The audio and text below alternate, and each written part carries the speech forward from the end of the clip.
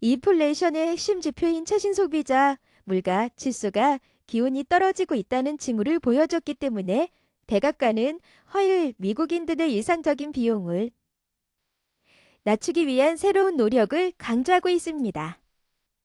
취임 후 조 바이든 대통령이 서명한 입법 노력을 통해 자금을 조달한 결과인 새로운 단계는 경제에 대한 광범위한 우려와 경기 침체 가능성이 대두됨에 따라 주머니 다 비용을 낮추는 것을 목표로 합니다. CNN에 대한 새로운 조치를 상세히 설명하는 백악관 관리는 그것들이 의료, 가정 난방, 광대역 접속의 가격을 낮추는 것을 목표로 하고 있으며 그것들은 수천만 명의 노인, 학생, 그리고 가족들에게 매달 영향을 미칠 것이라고 덧붙였습니다. 이따 화요일 아침에 발표된 가장 최근의 CPI 자료는 인플레이션은 계속 상승하고 있지만 기온은 떨어지고 있다는 것을 보여주며 연간 물가 상승이 2월에 계속해서 둔화되고 있음을 보여줍니다. CPI는 2월에 끝난 연도의 6%를 측정했는데 이는 1월의 4%보다 낮았고 경제학자들의 예상과 일치합니다. 관계자에 따르면 연방통신위원회는 저렴한 연결 프로그램을 지원하기 위해 이번 주에 추가 기금을 발표할 것입니다. 표당적 인프라법의 조항인 이 프로그램은 적격 가구의 인터넷 서비스 요금에 대해 월 30달러의 공제를 제공하거나 부족 거주 가구에 대해 월 75달러의 공제를 제공합니다. 이 프로그램은 1,600만 가구 이상에게 저렴한 광대역 통신을 제공하는 데 도움이 됩니다.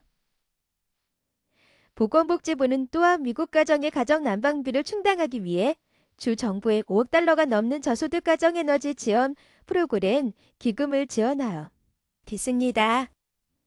바이든 행정부는 지난 11월 이 프로그램을 통해 많은 미국인들의 난방비를 낮추는 데 도움을 주기 위해 연방 지원금 45억 달러를 분배했다. 발표했고 인프라법을 통해 추가로 5억 달러를 지원받았습니다. 관계자에 따르면 이 프로그램은 지난 한 해 동안 530만 가구 이상의 가정이 냉난방비와 기후 변화 서비스에 도움을 주었습니다. 그 부서는 또한 인플레이션 감소법이 시행된 이후 의사가 투여하는 고가의 의약품인 메디케어 파트 B 약품이 인플레이션보다 가격을 더 빠르게 인상한 것에 대한 새로운 세부 사항을 발표하고 있습니다.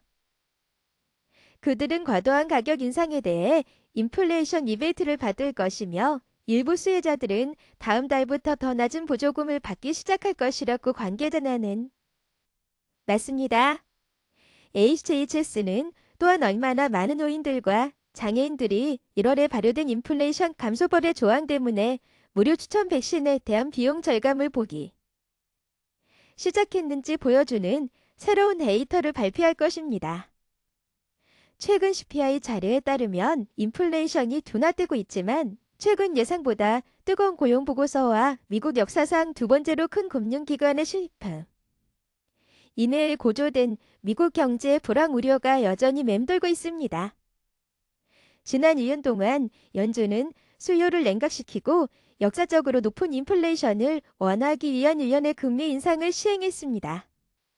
그러나 2월의 순고용 증가는 경제학자들의 예상치를 약간 웃돌았고 연준의 금리 인상에 대한 저항을 보여줬습니다. 연준의 캠페인은 또한 미국 벤처 지원기술 및 의료회사의 거의 절반의 자금을 제공했던 실리콘밸리 은행의 붕괴 이후 정유 조사를 받았습니다. 그러한 금리 인상은 적어도 두 가지 핵심적인 방법으로 지난주 후반 실리콘밸리 은행의 파산에 기여했습니다. 첫째, 높은 차입 비용은 미국 경제 거품이 많은 부분, 특히 SVB가 서비스를 제공하는 기술 산업을 뒤흔들었습니다. 둘째로, 이런 인상은 은행이 자본의 중심 공급원으로 의존하는 재무부 채권의 가치를 약화시켰습니다. SVB가 무너지기 전 투자자들은 다음 주 연준 회의에서 0.5%포인트의 대규모 금리 인상을 예상했습니다. 그러나 연방예금보험회사의 선 회장인 실라 베어는 일요일에 CNN과의 인터뷰에서 은행의 파산을 고려할 때 그러한 규모의 인상은 조언이 아닐 것이라고 말했습니다. 마찬가지로 골드만삭스는 이를 늦게 고객들에게 은행 시스템의 스트레스에 비추어 볼 때 은행은 더 이상 연방준비제도의 사회가 다음 주에 금리 이상을 단행할 것으로 예상하지 않는다고 말했습니다. 바이든은 월요일 미국인들의 우려를 완화하기 위해 노력했고 최근 은행 폐쇄 이후 중소기업과 근로자를 보호하기 위한 그의 행동고의 전면적인 노력을 설명했습니다. 구체적으로 이러한 조치에는 SVB와 시그니처 뱅크의 예금자 자금을 철회하는 것과 동시에 납세자들이 이러한 움직임에 민감하지 않다는 것을 강조하는 것, SVB의 투자자들에게 구제를 확대하는 것을 거부하고 책임 있는 사람들에게 책임을 묻는 것이 포함됩니다. 미국인들은 우리의 은행 시스템이 안전하다고 안심할 수 있습니다. 바이든은 월요일에 당신의 예금은 안전합니다. 라고 말했습니다. 또한 우리는 이것에 그치지 않을 것입니다. 우리는 이 모든 것, 위에 필요한 모든 것을 할 것입니다.